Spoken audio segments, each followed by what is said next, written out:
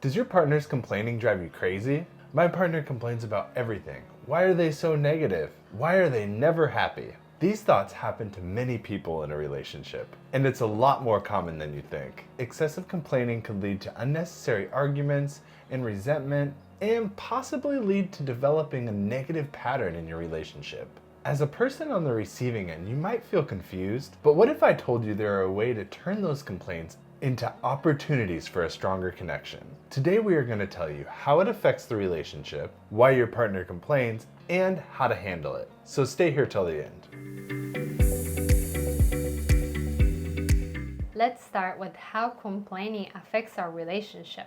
Everyone complains sometimes, it's just part of being human. But when it comes to our romantic relationships, complaining can have both positive and negative sides. Sometimes venting to your partner can make you feel closer and connected, and also that might be a sign of trust or feeling very comfortable in the relationship. However, if it becomes a habit, it can start to eat away your connection. Let me give you an example. Let's say you had a really productive day, super excited to come home and just spend time with your partner. But when the door opens and then the first words they meet you with are full of hateful vibes, that could change the whole atmosphere and possibly chip away at your excitement to see them.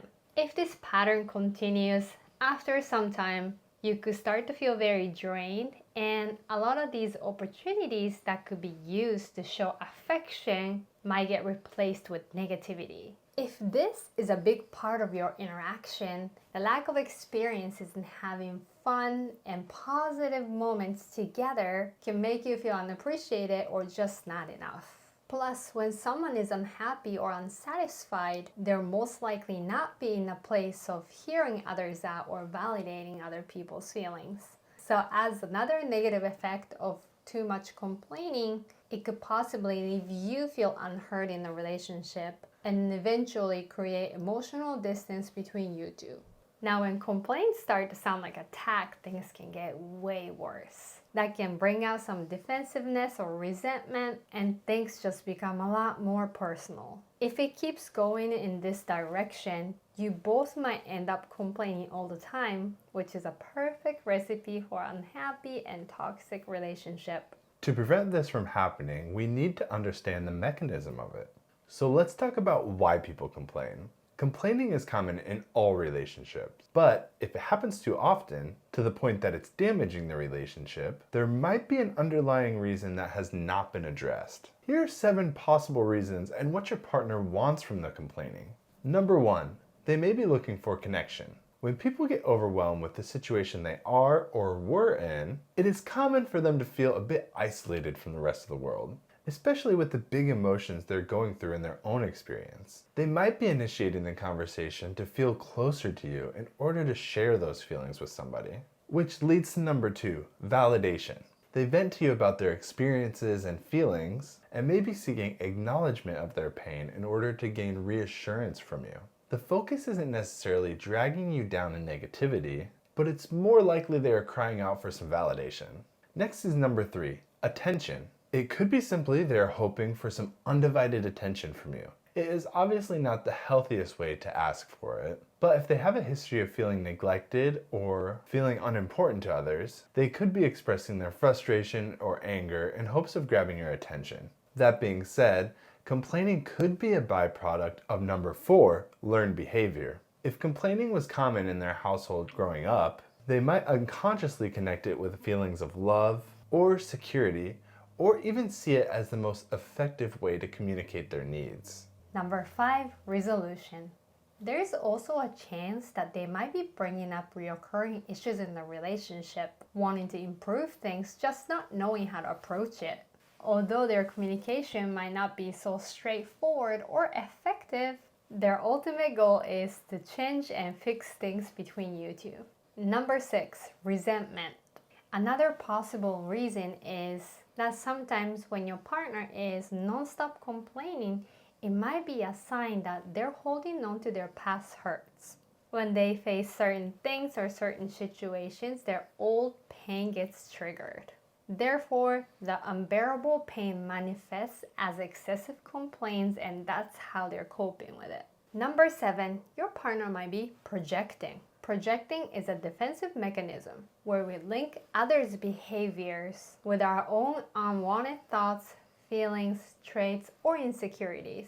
They may accuse you of things that you didn't do right because deep down they have a strong belief that they have to do things in certain ways but feeling insecure that they're not able to make that happen. So they see that insecurity in your behavior and blame you for not meeting their expectation that they have for themselves.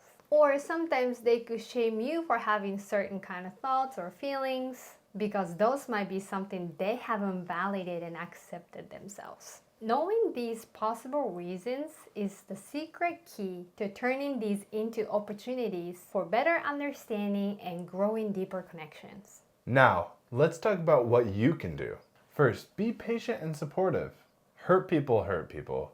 Now, that doesn't mean that you need to set your needs aside. Just understand that there is a cause for it and try not to criticize them for it. One common mistake we make is saying stuff like, "But babe, look on the bright side." That will only help them build up the wall because it makes it seem like whatever they're feeling is, it isn't validated. That confirms their subconscious belief that they need to present strong words or emotions, which in their case is done through complaining and negativity. Try to make the house a safe space where they feel accepted and validated for their pain. Their inner work starts there, and it's going to take a while. It's hard to change our own habit, even with strong determination.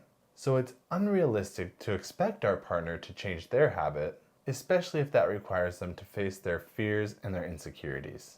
The second thing you can do is be the best example. Take the high road and be the best version of yourself. Live your happy life and show them what life could be like when you see it for all its joy. You don't need to submerge yourself into their negativity just to pull them out of it. That's not your role or responsibility.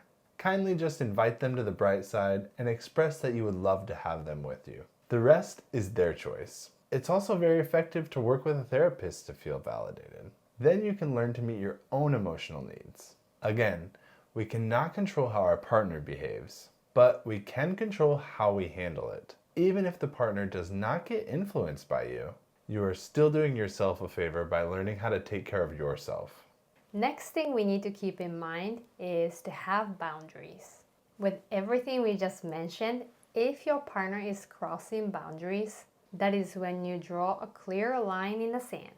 If you're doing everything you can to communicate with them with understanding and patience, and you're living the best version of yourself, but they keep trying to take your happiness away, you need to protect yourself first.